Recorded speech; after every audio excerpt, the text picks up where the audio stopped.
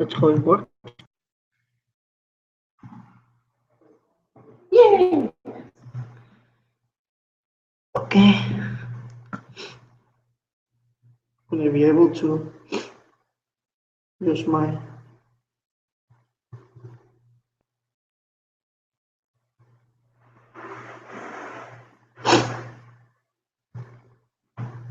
no, okay, never mind. Okay, so let me introduce myself. I'm Pablo Gonzalez, and I'm going to talk to you about a method we developed to identify affective levels from EEG signals using a two-dimensional model that I will explain also.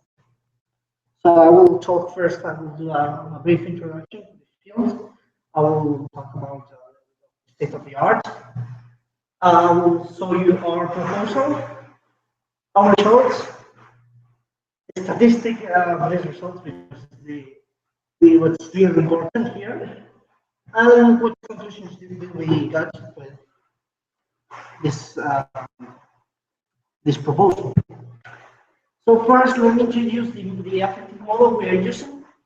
It's the C-complex model introduced by Russell back in 1979, but it was later updated with a new dimension. That's a third dimension. But basically, this is the basic model, which divides the motion in a which projects emotions in a 2D Cartesian plane, with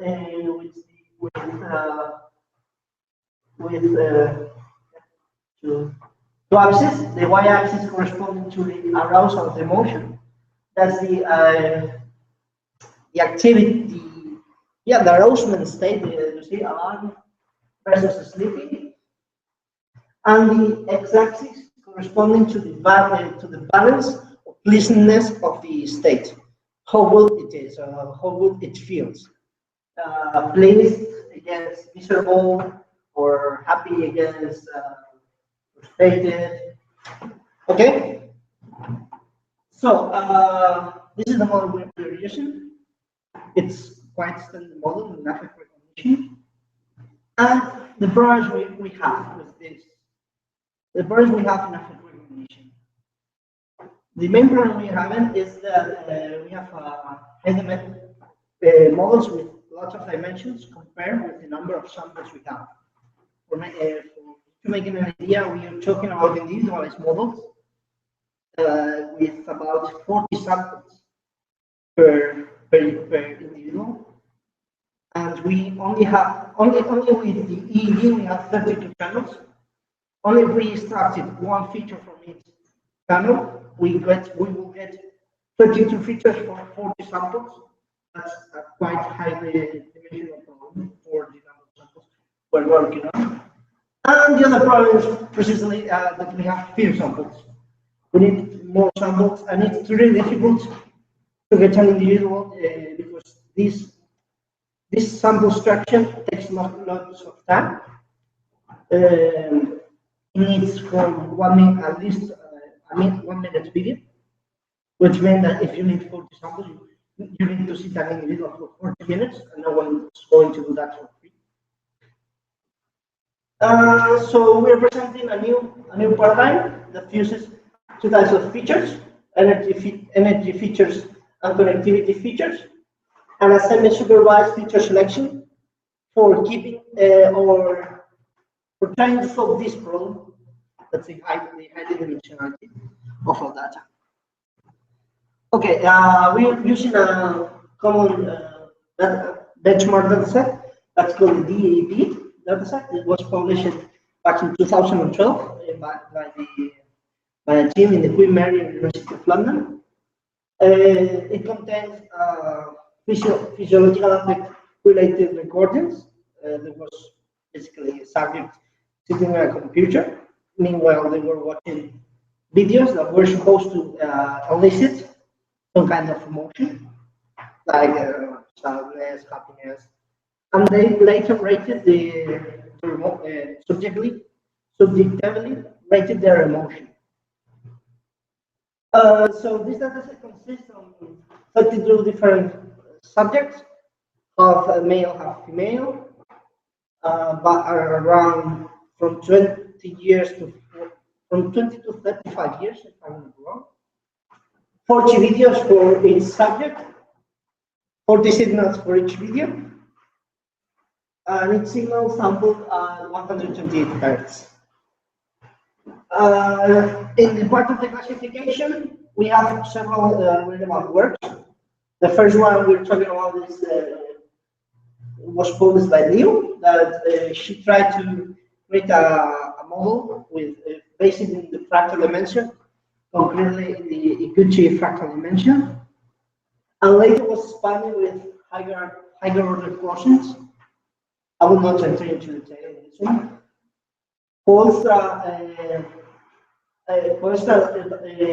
Other people as part of the DEP dataset, because this team is the same one that published the dataset, created a model that takes into account spectral power density of each channel, and that's by the P-Welk algorithm, and the asymmetry between certain pairs of electrons. And the latest work we're talking about is the 10 work that he studied the correlation between the different channels using different connectivity measures. Okay. Oops. Here. So what are we proposing? We thought we were proposing a double approach algorithm. The first part of this algorithm are the connectivity features. Actually, we are using the mutual information, as is suggested in the 10th work, that measures how informative a random variable is to another. It's really easy to say with this diagram that the mutual information is this. That's the entropy of one signal condition, the joint entropy of one signal condition to the other, and the other condition to this one. Okay. I think I'm talking too fast. Yeah. The second kind of features are the energy features.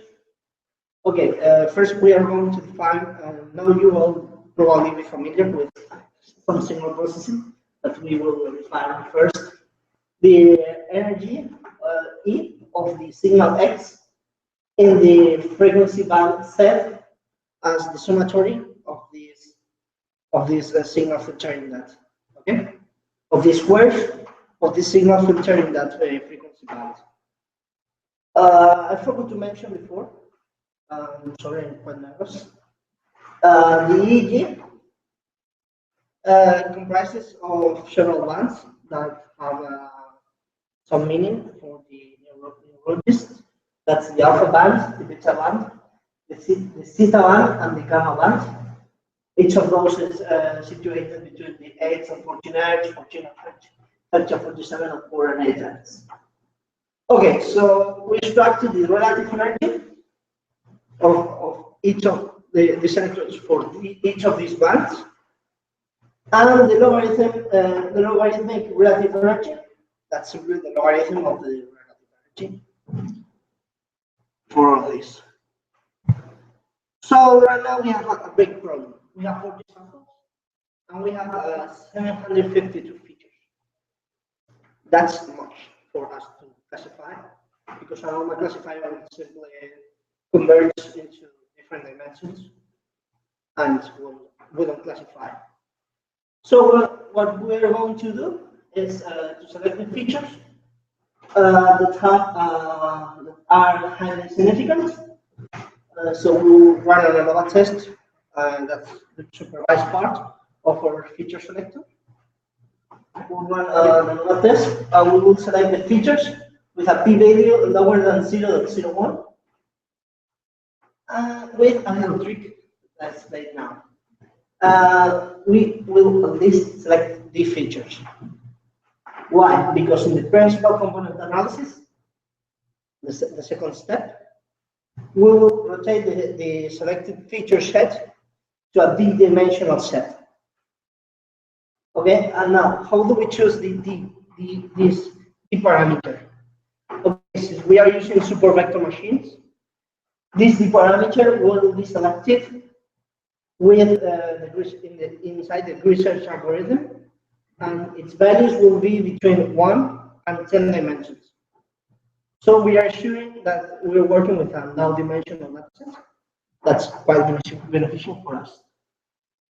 Well, in the research, we will also select the gamma parameter and C, the gamma and the C parameter. Okay, results.